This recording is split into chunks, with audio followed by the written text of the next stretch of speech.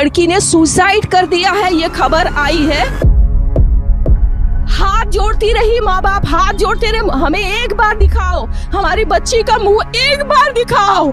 हमको नहीं दिखाया गया। But the horrific Kolkata rape and murder of a junior doctor was found dead inside a government-run medical college and hospital's seminar hall in Kolkata. बच्ची का शरीर में कोई कपड़ा नहीं था, पैर दोनों राइट एंगल में मिला गया।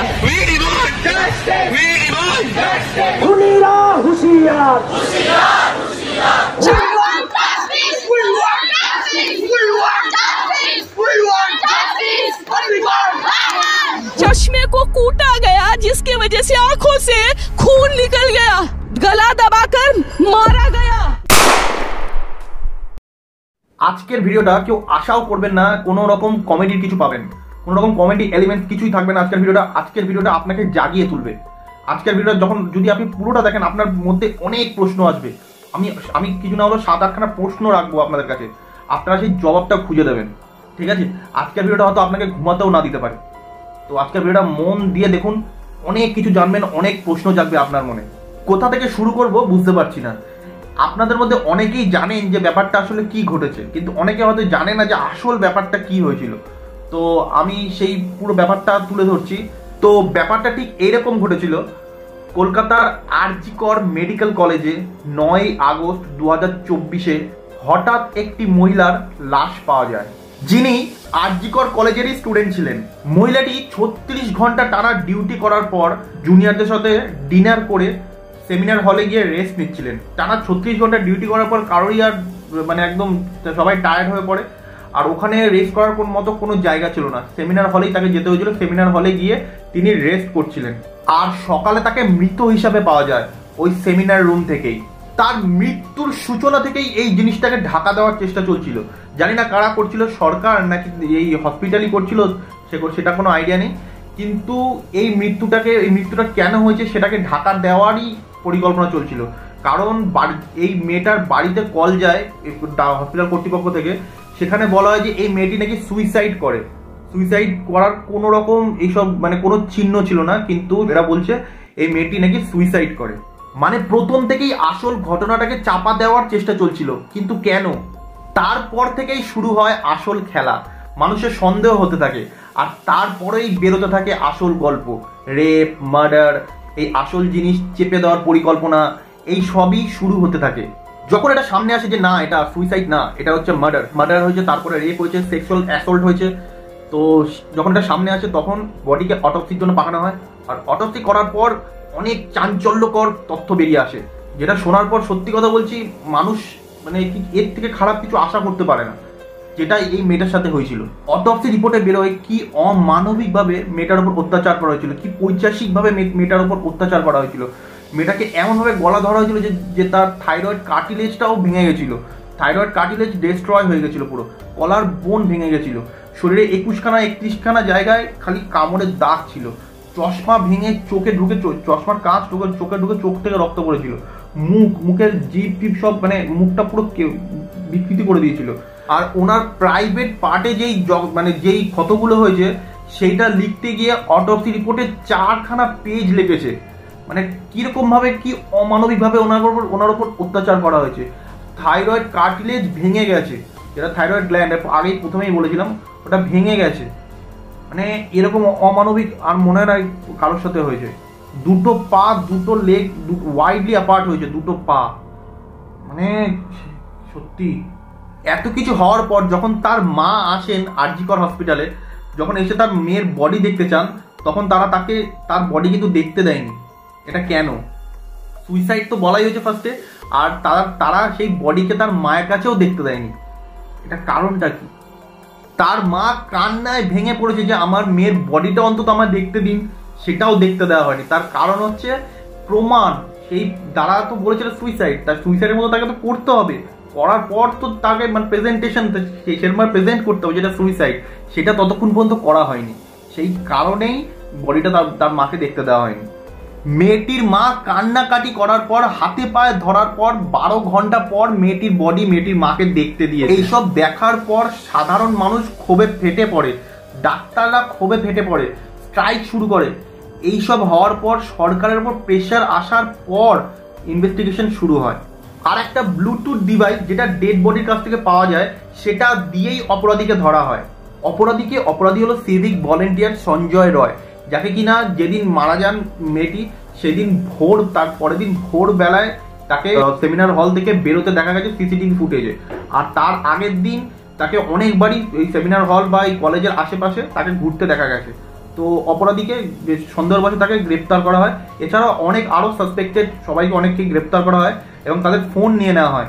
আর সেই ফোন নিয়ে নেওয়ার পর তাদের সাথে যে ব্লুটুথ কানেক্টিভিটির সঙ্গে কানেক্টিভিটি চেক করা হয়। আর মেয়েটির কাছে যেই ব্লুটুথ ডিভাইসটা ছিল তার সাথে সঞ্জয় রয় কানেক্টিভিটি ম্যাচ করে যায়। তো সেই সূত্রে তাকে অ্যাকিউজ হিসাবে ধরা হয়। এবার আপনি পুরো ব্যাপারটা বুঝতে পারলেন তো, কি হয়েছে কি না হয়েছে সব জানতে পারলেন। এইবার এই ভিডিওটা দেখুন, এবার আপনার চোখ খুলবে।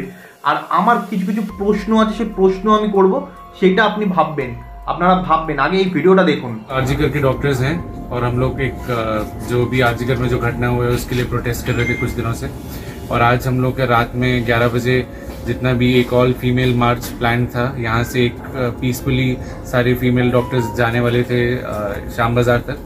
और बाहर एकदम से बहुत सारा मॉब इकट्ठा हो गया और पुलिस उनको रोक नहीं पाई और वो पूरा मॉब अंदर घुस गया। हम लोग अपनी जान बचा के भागे हैं। उन लोगों ने किसी को देखा नहीं। जो भी वीडियोस आ रहे हैं या जो भी बातें सुनने में आ रही है, जो उनके सामने आ रहा था उनको मार रहे थे। हम पेशेंट पार्टी सबको उन्होंने मारना स्टार्ट कर दिया। डॉक्टर्स को भी बहुत ज़्यादा चोट लगी है। कोई इधर, सब लोग अलग अलग जगह छुपे हुए हैं, जैसे आप देख ही रहे हैं, हम लोग भी एक जगह पे छुपे हुए हैं। और जितनी भी गर्ल्स थी, जितनी फीमेल डॉक्टर्स थी, उन पे भी उन्होंने जितने भी वो लोग थे अटैक किया है। सब लोग अपनी अलग अलग जगह छुपे हुए हैं। हम लोग उनसे कुछ कॉन्टैक्ट भी अभी उतने अच्छे से बना नहीं पा रहे हैं। और बाहर से भी अभी ये न्यूज़ आई है कि एक और मॉब फिर से शायद आने वाली है, एलएम हॉस्टल के पास है। तो मैं आप सब लोगों से जो भी देख रहे हैं अपील करता हूँ। उन्होंने हम लोग का सारा जितना भी स्टेज, वहाँ की चेयर्स, वहाँ का फैन, सब कुछ वैंडलाइज कर दिया है। और उसके बाद तो ये भी सुनने में कि अलग अलग वार्ड में घुस गए वो लोग और लेडीज हॉस्टल में भी घुस गए और बॉयज हॉस्टल में घुस गए और पूरा इमरजेंसी उन्होंने तोड़ दिया। गायनी वार्ड में घुस गए, हर जगह इमरजेंसी टोटली वैंडलाइज, टोटली कुछ भी नहीं बचा गया। ENT वार्ड तक घुस गए और हर जगह से वीडियोस आ रहे हैं, ये सब आ रहे हैं कि क्या क्या है। पुलिस एडमिनिस्ट्रेशन भी एकदम फेल हुआ है, कुछ भी हम लोग की हेल्प नहीं कर पा रहा है। पुलिस वाले खुद हम लोग के आगे आगे भाग रहे थे, कोई भी हम लोग की हेल्प नहीं कर पा रहा है। ये एक कंप्लीट फेलियर है पुलिस का और जो भी गवर्नमेंट है उसका, एडमिनिस्ट्रेशन का। हम लोग आप लोगों से अपील कर रहे हैं, जो भी देख रहे हैं प्लीज इस वीडियो को स्प्रेड कीजिए और हम लोग को बचाइए। हम लोग बहुत डरे हुए हैं। और एक लास्ट मैसेज ये है कि हम लोग का मूवमेंट रुकेगा नहीं। हम लोग को जितना भी दबाने की कोशिश किया जाएगा हम लोग वापस आएंगे। और ये एकदम पीसफुल मूवमेंट चल रहा था, उसको आप लोग देख ही रहे हैं। आज एक फीमेल डॉक्टर के साथ ऐसा हुआ जिसपे ये पूरा मूवमेंट स्टार्ट हुआ और एक फीमेल मार्च के दौरान ही बाहर मॉब ने हमें अटैक कर दिया। इसकी जिम्मेदारी कौन लेगा बताइए? अभी हम लोग यहाँ डर के बैठे हुए, कोई भी नहीं है बाहर। हमारा इतने दिन का मेहनत जो भी हम लोगों ने किया था सब तोड़ दिया उन लोगों ने, पूरा इमरजेंसी तोड़ दिया, पेशेंट्स को मारा, डॉक्टर्स को मारा। अब और क्या रह गया है? मैं आप लोगों से यही अपील करता हूँ कि प्लीज इस मैसेज को, इस वीडियो को अब जितना शेयर कर सकते करिए। और ভিডিওটা দেখলেন, এই ভিডিওটা দেখার পর আমার মনে কিছু কিছু প্রশ্ন আসলো। আর সেই প্রশ্নগুলো হলো, আমার ফার্স্ট প্রশ্ন হচ্ছে এই যে যারা আরজিকর হসপিটালে ঢুকে যে ডাক্তার নার্স সবাইকে এক ধার দিয়ে মারলো, সবকিছু ভাঙচুর করলো, সব তছনছ করে দিল, এরা কারা ছিল? এরা কি প্রোটেস্টার ছিল? এরা যদি প্রোটেস্টার হয়ে থাকে তাহলে এরা ডাক্তারদের কেন মারলো? এরা কেন নার্সদের মারলো? এরা সাধারণ যারা ওখানে অ্যাডমিট ছিল গাইনো স্পেশালিস্ট, মানে গাইনো চেম্বারে ঢুকেও সেখানে তারাও তছনছ কেন করে দিল? কারণ ডাক্তার নার্স এরাও তো প্রোটেস্টারই ছিল না, এরাও তো প্রোটেস্ট করছিল এতদিন ধরে। তাহলে এদেরকে কেন মারলো? আসলে এরা কারা ছিল ভাবুন। আমার সেকেন্ড প্রশ্ন হলো, এরা যদি প্রোটেস্টার্স হবে তাহলে এরা সেমিনার হলটা কেন ভাঙলো? কারণ সেমিনার হলেই তো সবকিছু হয়েছিল, সব ঘটনাটা সেমিনার হলেই তো ঘটেছিল, সেমিনার হলেই তো আসল প্রমাণগুলো ছিল। আর এই সেমিনার হলটা ভাঙার ফলে তো সব প্রমাণ লোপাট হয়ে গেল। তাহলে এরা যদি প্রোটেস্টার্স হবে তাহলে সেমিনার হলটা আবার কেন ভাঙলো? আমার থার্ড কোশ্চেনটা হচ্ছে, ফরেন্সিক ডিপার্টমেন্ট ঠিক ওখানে যাওয়ার আগের মুহূর্তেই কেন এই সেমিনার হলটা ভাঙা হলো? সেমিনার হলটা ভাঙলো ঠিক ফরেন্সিক ডিপার্টমেন্টে যাওয়ার আগেই। তার কারণটা কি? ফরেন্সিক ডিপার্টমেন্ট কোনো প্রমাণ যাতে না পায়। আমার ফোর্থ কোশ্চেন হচ্ছে, সিবিআই এখনো কি করছে? একজনকে তো ধরা গেল, আর আমাদের অটোপসি রিপোর্ট অনুযায়ী তো ওই কাজটা একজন মিলে করেনি, অনেকজন মিলেই করেছে। তাহলে সিবিআই এখনো কি করছে? তার ওই যে দোষী তার পেট থেকে কথা বার করতে গিয়ে সিবিআই এখনো প্রবলেম হচ্ছে কি? এখনো বার করতে পারছে না কথা।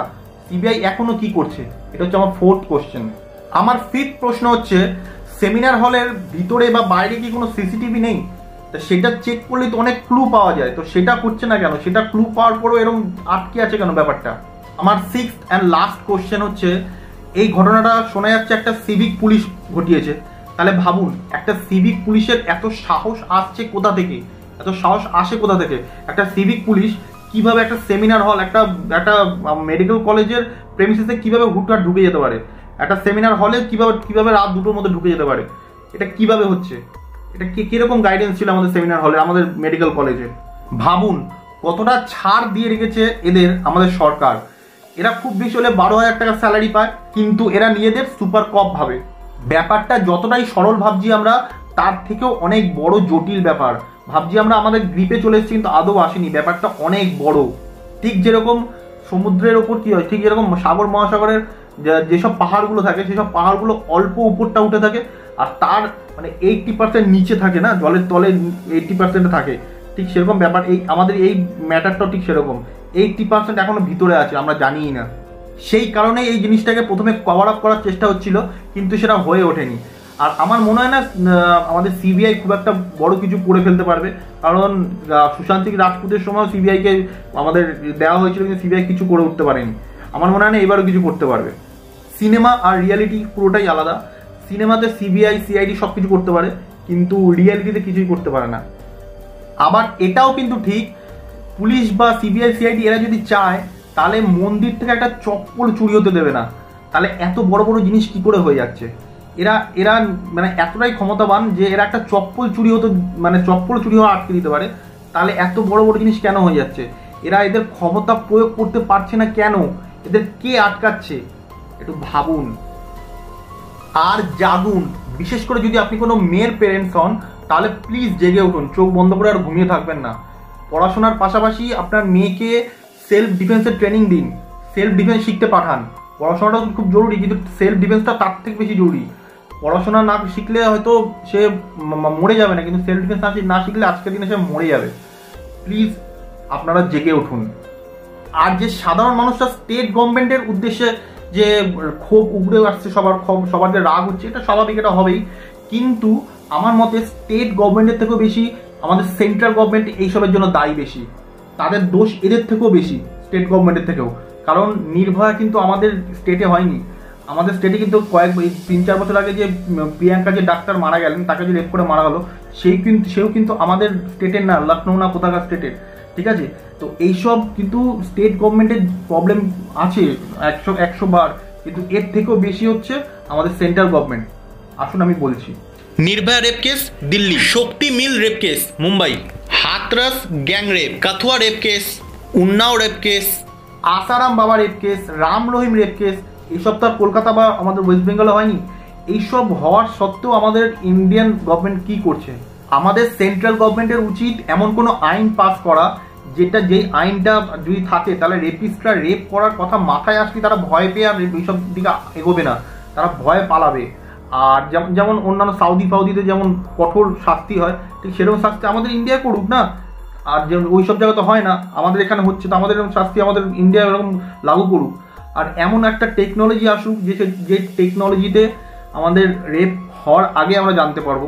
কোনো ইন্ডিকেট চলে যাবে কোনো থানায়, বা কোনো আমাদের মানে কোনো চেনা পরিচিত লোকের কাছে চলে যাবে। রেপ করার পরে না, রেপ করার আগে আমরা জানতে পারবো, রেপ করার পরে না। এমন কোনো টেকনোলজি আসুক, আমাদের ইন্ডিয়ান গভর্নমেন্ট এমন কোনো টেকনোলজি পাস করুক। এই সবের জন্য রাজ্য সরকার থেকে বেশি ফেলিয়ার হলো কেন্দ্র সরকার, আমি যেটা মানি। সিপিএম এর ন্যূনতম লজ্জা থাকলে আরজিকর ইস্যুতে কোনো কথা বলবে না। পরের পর ঘটনা ঘটেছে, সেই সিপিএম এখন সাধু সাজতে এসছে। আর বিজেপি তাদের উন্নাও হাতরাস শুধু ধর্ষিতাকে খুন করা নয়, যাতে মামলা না লড়তে পারে, ধর্ষিতার বাড়ির লোককে পর্যন্ত খুন করে দেয়া এই নারকীয় তাণ্ডব বিজেপি দেখিয়েছে। বা কাকু বা, খুব ভালো বললেন তো। আজকে যদি ওই মেয়েটার জায়গায় আপনার মেয়ে থাকতো, তাহলে কি এরকম ভাবে সিপিএম টিএমসি বিজেপি করতেন? ভাবুন, একবার ভাবুন। কোলটা খালি আপনার হয়নি, কোল খালি হচ্ছে সেই বাবার মার। ভাবুন, আপনিও তো একজন বাবা, তো সেই বাবার মার জায়গায় নিজেকে রেখে একবার ভাবুন, তাহলে হয়তো এইসব বলতেন না আপনি। তাহলে ভিডিওটা এখানে শেষ করলাম। যদি ভিডিওটা ভালো লাগে তাহলে ভিডিওটা শেয়ার করুন, আমার জন্য না, আপনাদের নিজেদের জন্য, নিজেদের অ্যাওয়ারনেস বাড়ানোর জন্য, নিজের ফ্যামিলি মেম্বার সবার কাছে ভিডিওটা শেয়ার করুন, আর ভিডিওটা লাইক করুন, আর আমার চ্যানেলটাকে সাবস্ক্রাইব করুন পরবর্তীকালে এরকম ভিডিও পাওয়ার জন্য। ধন্যবাদ।